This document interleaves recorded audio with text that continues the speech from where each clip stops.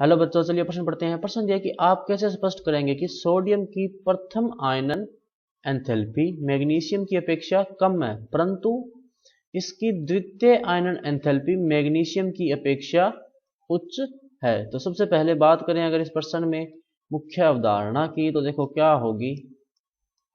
मुख्य अवधारणा जो इस प्रश्न में होगी वो होगी आयनन एंथैल्पी। आयनन एंथैल्पी में परिवर्तन।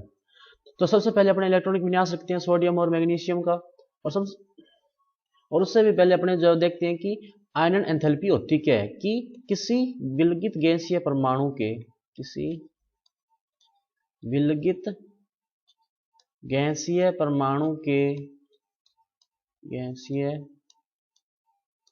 परमाणु के बाह्यतम कोश में से बाह्यतम कोश में से एक इलेक्ट्रॉन निकालने के लिए आवश्यक ऊर्जा या दी गई ऊर्जा आवश्यक ऊर्जा आयनन एंथैल्पी कहलाती है। आयनन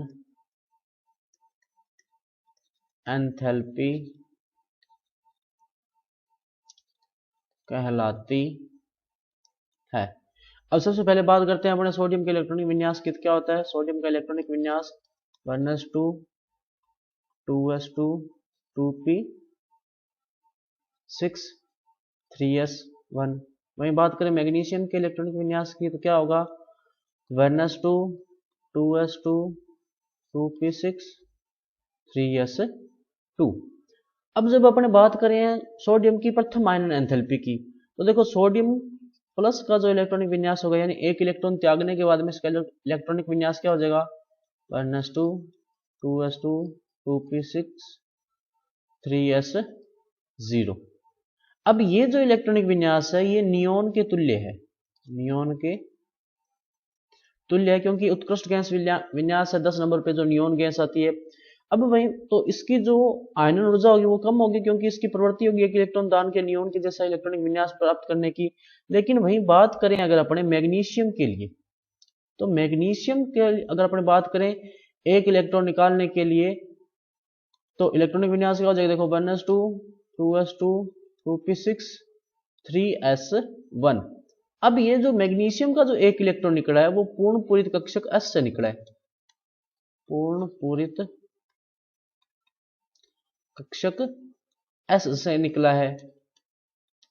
और अपने को पता है कि जो कक्षक पूर्ण पूरित होते हैं उनसे इलेक्ट्रॉन निकालने के लिए अपने को अधिक ऊर्जा देनी पड़ती है, और पूर्ण पूरित कक्षक से इलेक्ट्रॉन निकालने के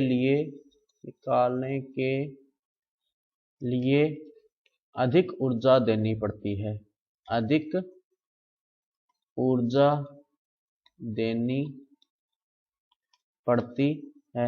इसीलिए प्रथम आयनन एंथैल्पी का मान जो मैग्नीशियम के लिए ज्यादा होता है और सोडियम के लिए कम होता है, क्योंकि सोडियम की तो प्रवृत्ति होगी कि एक इलेक्ट्रॉन दान करके वो नियोन के जैसा इलेक्ट्रॉनिक विन्यास प्राप्त कर ले। लेकिन मैग्नीशियम जो कहीं ना कहीं स्थायी होगा क्योंकि इसका जो इलेक्ट्रॉनिक विन्यास है वो क्या था असल में S2 था 3s2। तो वो जो इलेक्ट्रॉन आसानी से त्यागने की प्रवृत्ति नहीं रखेगा या उसको जो ऊर्जा थोड़ी ज्यादा देनी पड़ेगी। लेकिन जब बात आती है दूसरी आयन एंथैल्पी की, तो देखो अपने अभी Na प्लस का इलेक्ट्रॉनिक विन्यास लिखा था। क्या लिखा था 1s2 2s2 2p6 3s0। तो जब दूसरी आयनन एंथैल्पी की बात करें इसका मतलब अपने को Na+2 बनाना पड़ेगा। तो वहां पर क्या होगा इलेक्ट्रॉनिक विन्यास 1s2 2s2 2p5 3s0। अब अगर अपने ध्यान से देखें तो यहां पर Na का जो है Na का उत्कृष्ट गैस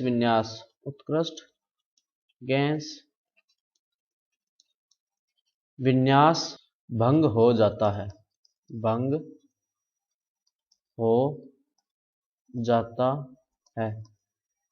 यानी कि अपने ये जो दूसरा इलेक्ट्रॉन निकालेंगे वो उत्कृष्ट गैस विन्यास में से एक इलेक्ट्रॉन निकलेगा, और अपने को पता है कि उत्कृष्ट गैस विन्यास जो होता है वो बहुत ज्यादा स्थायी होता है। इसीलिए सोडियम की जो द्वितीयक आयन एंथैल्पी का मान होगा वो क्या होगा, बहुत ज्यादा उच्च होगा। लेकिन बात करें Mg+2 की, तो देखो Mg+2 में अगर अपने देखें तो इलेक्ट्रॉनिक विन्यास क्या होगा, 1s2 2s2 2p6 3s0।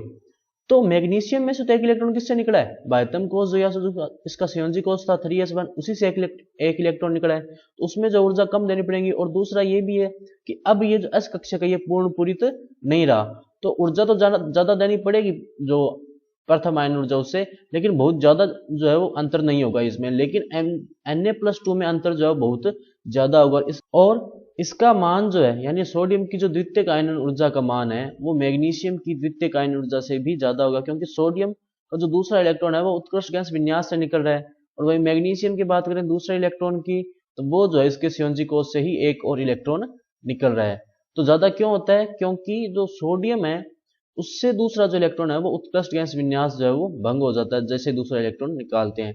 तो इसीलिए जो है वो इसकी जो आयन ऊर्जा होती है वो क्या होती है, अधिक होती है मैग्नीशियम से। तो बच्चों ये था आपका उत्तर, मैं आशा करता हूँ आपको समझ में आया होगा। धन्यवाद।